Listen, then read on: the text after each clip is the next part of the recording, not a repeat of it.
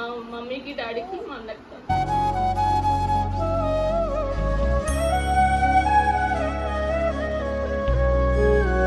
Silver Jubilee మంచిగా చేసుకుంటాం. ఒక దెబ్బేసిరు